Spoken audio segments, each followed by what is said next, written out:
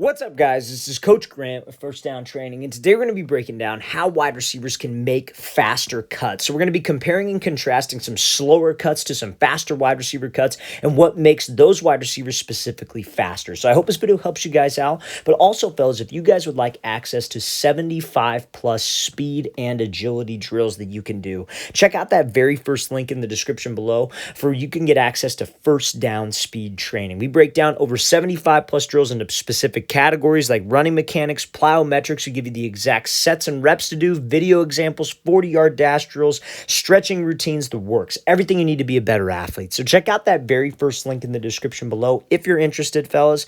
Let's get started with this video. So this is like a pretty viral clip of a Jaguars wide receiver running this like dig route where he's getting in and out in 3 steps, and then Calvin Ridley running it right after him, and he looks like 10 times faster than him. So why does he look faster? What's tied into this other than the obvious of maybe him just being faster than Jones? But what about the cut? Why did his cut look so much smoother? So we're going to play both of these full speed real quick, and then we'll break it down. So you look at Jones's first cut, and it looks like he gets a little stuck at the cut, like he's a little heavy. Now you look at Calvin Ridley, and he's just smooth. He's in and out of the break. They both took the exact same amount of steps, but one looked obviously way faster. So let's count the steps. So he breaks down. It's 1, 2, 3 out of the break, right? Then we look at Calvin Ridley. He comes in. He breaks 1, 2, 3 out of the break. Same amount of steps, same exact break point, same exact spot on the field. So why did Ridley's look so much smoother? So first and foremost, let's talk about the foot strike of the cut, right? So, and also like the foot strike of the cut, not only will it help with speed, it also helps with safety, right? Because like, at the end of the day, when you guys are cutting at a fast speed, we have to be safe. And foot strike and your mechanics of the cut is how you guys take away a lot of unnecessary pressure on your Achilles, on your knee, off your hamstrings. Like, guys, like you have to have the right form at the break. So you see when Jones comes into this break, what's the first part of his foot that hits the ground? It's his heel, right? You see how he snaps with his heel, his toe slaps down into the ground. Now, all of that energy is shooting backwards. It is shooting back into his body. It's not accelerating forward through this break. So when you're on your heels, like I said, your energy goes back. He's on his heels with the second cut again. Then the third cut that he's trying to drive off of, that one's a little bit more so on the ball of his foot, but his weight is already shifted back. He's not going forward. He's not creating energy with his steps. Because I think we all can agree when it comes to speed and it comes to creating some explosion, like think about a basketball player, right? Who's trying to jump and he's trying to dunk. Is he going to jump off his heels? No, he's going to jump off the ball of his foot. That's where he's got the most spring and the most explosion. Think about it like this. If two guys who are the exact same speed were to race, like they were going to go run like a 40-yard dash, and one was running on the ball of their foot, the other one was running on the toe or on their heel, who do you think would win? The guy on the ball of his foot, right? So we don't want to be that guy at the top of the break when I'm making a cut to strike the ground on my heel, because that's just not the fastest spot to go. So let's look at Calvin Ridley when he makes this cut. Watch the first part of the foot that strikes.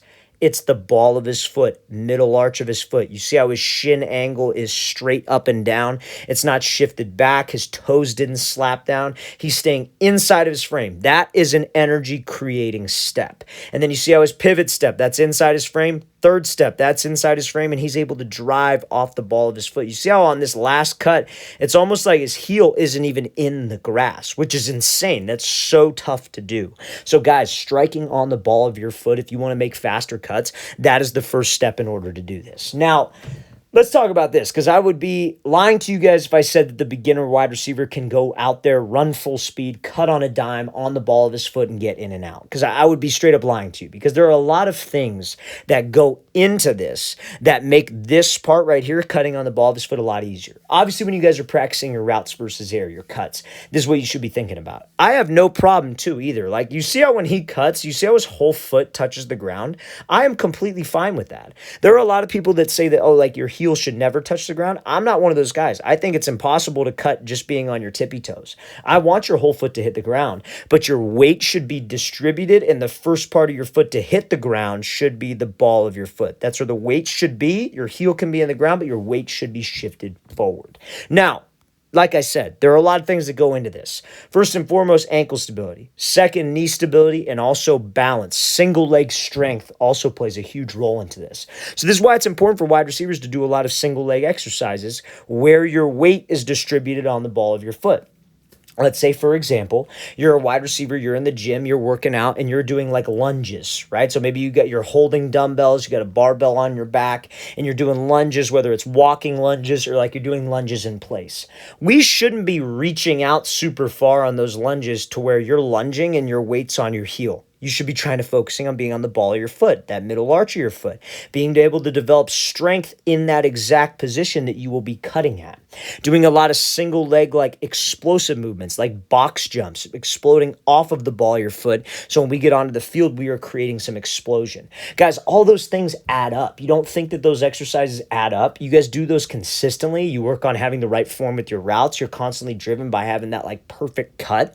Guys, those things add up to this. This is where you can make a much smoother and much faster cut. I saw a stat, too, that said that Jones is not a slow wide receiver. He clocked in, like, I think a 4.4 or 4.3 40. It looks like Calvin Ridley should be running a freaking 4.2 40 with how much faster he got out of the break. And, guys, it all comes down to the mechanics of the cut. How are you able to create energy, and how is that energy able to transfer into a sharp cut, obviously, but how's that energy able to transfer into acceleration out of the break? So I'm going to play this one more time, and then we're going to be looking at a speed cut from Calvin Ridley where he's cutting off of 1 foot. And I want you to see how this break, like the one that we just watched, was a route where they have to kind of drop their hips, right? They're dropping into the break, they're pivoting, they're hooking around. This is just a straight up single cut speed cut. So let's watch how he does this here. So he bursts up, single cut, in and out of this thing, very smooth, right? Obviously, it looks like he's got a lot of speed in and out of this thing.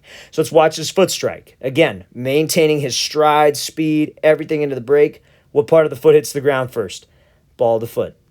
Not reaching. He's not on his heel. His toe is not slapping down. Guys, this again, like I said, when you go heel and all that energy shoots back, your leg kind of extends, your weight goes back, your foot ends up being outside of your body frame. What that means is, like, instead of this being like even with your chest and shoulders, it's a little bit in front of him, obviously, but it's not like a yard ahead and your chest and shoulders are going this way where I'm drawing these arrows. Guys, that cut outside your frame when you're moving with that kind of speed and you strike on your heel, that is a big, big problem for your knees, your Achilles, your ankles, everything, guys. It's a great way to hurt yourself. So being on the ball of the foot will not only make it smoother if you have that stability, the strength, the ankle stability, it's also a safer way of doing it. So let's play this thing again, full speed one more time for any cut, fellas. And like I said, I'm okay if your whole foot gets in the ground. It is tough to cut without your whole foot getting in the ground. Just make sure your weight is distributed forward and we are being weight is distributed forward and you're striking first on the ball of the foot. All right, fellas, I really want to thank you for watching. I really appreciate it. If you have any questions at all, don't hesitate to leave those in the comment section below. Always appreciate the feedback. It's always great to hear from you guys. And again, fellas, if you would like 75 plus speed and agility drills, everything that you need to do to get faster this year, check out that very first link in the description below. We'd love to get you on our first down speed and agility training. I'll see you guys next time.